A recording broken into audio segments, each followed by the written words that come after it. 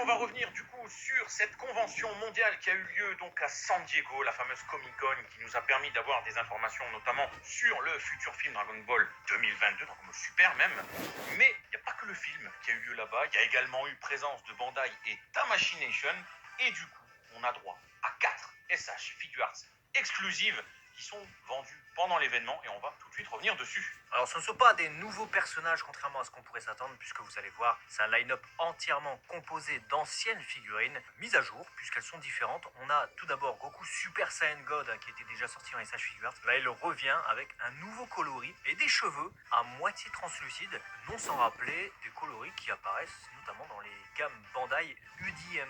Ouais, c'est ça, c'est-à-dire comme tu l'as dit, on a des couleurs alternatives, donc des repaints, nouveaux packaging, des nouveaux Tamashii Stages, on va y revenir après, hein, donc c'est les socles, et puis là, tu l'as dit, nouvel type de chevelure pour ce Goku. Je vais pas dire que j'aime pas, je trouve que ça apporte quelque chose d'assez exclu pour le coup. J'ai vraiment l'impression d'avoir un truc différent, voilà.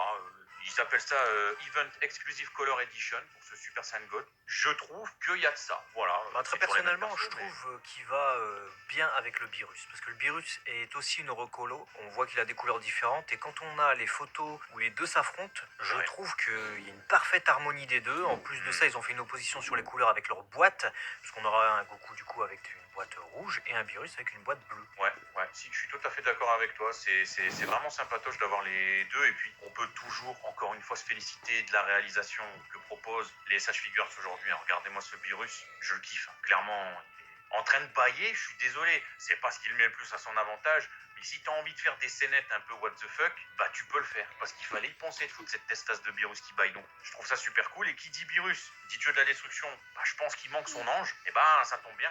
Parce que on a une troisième proposition qui est donc ce Whis, voilà, qui peut être autant sur une proposition fun, en train de bouffer que sa cuillère, ou alors très sérieux, qui tape la pose avec son sceptre. Très riche, je trouve, en propositions, ces nouvelles SH, j'aime beaucoup. Ouais, vraiment excellent, ça fera en plus un bon set avec les Tamashii Stages, puisqu'avant de parler de la dernière exclusive qui est un Saiyan qui n'a rien à voir avec l'arc Battle of Gods, on va d'abord vous parler des stages, parce que justement on vous a présenté un peu Whis juste en haut, et on le voit exposé avec notamment le socle à un moment donné, sur lequel il y a son insigne, et c'est pas mal, bonne surprise en tout cas on va dire. Après, ce que je reprocherais peut-être à ces stages, c'est que justement il y en a que 3. D'habitude on a les 7 Dragon Ball par exemple, là il y en a que 3, et si on veut par exemple 2 pods spatiales Saiyan, il faudra en acheter 2 sets, et ça c'est un peu chiant, parce que on voit qu'il y a Nappa qui viendra également parmi les SH Figures exclusives, donc lui aura son socle du coup, mais qu'en est-il de Vegeta Arc Saiyan, tu vois? Bah ouais, c'est vrai,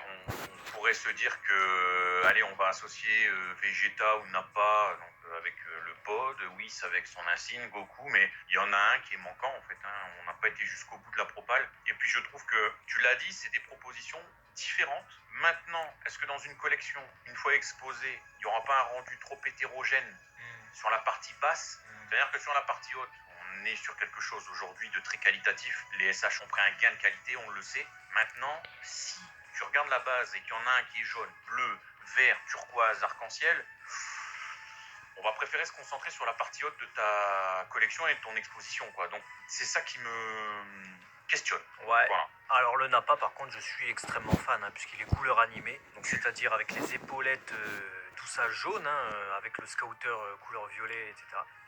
Il est excellent, je le préfère limite à celui qui était déjà sorti, Ah ouais. donc ça c'est une grosse bonne surprise. Carrément, je l'adore quand justement il fait sa fameuse pose, la poing fermée, les deux doigts comme ça en l'air. Je trouve que justement ça cache un peu certaines articulations. Et wow, il est très surprenant et très très beau. Donc ouais, clairement... Petit coup de cœur aussi sur le, parce qu'on en a pas parlé, sur le Nappa là, qui sort de l'explosion avec Chaozu, avec sa main juste en dessous de son menton en mode... ouais, ça m'a juste soulevé un peu de poussière, etc. Ça c'est cool, je trouve. Truc d'enfoiré de... Ouais, non, c'est cool. Franchement, je vais pas bouder les propositions qui ont été faites du coup pour la Comic Con. Certes, c'est des persos que l'on connaît, mais les propals sont chouettes, les boîtes sont vraiment belles. Donc voilà, dites-nous dans les commentaires si vous allez être preneur de ces Exclusive Edition. Nous, on va pas vous le dire, mais ça va de soi puisqu'on collectionne tout. Donc abonne-toi. Voilà, surtout faut s'abonner si tu veux avoir toutes les nouveautés, les exclus. Et puis bah, à très vite. À très vite sur Abaka, la chaîne Dai. Collection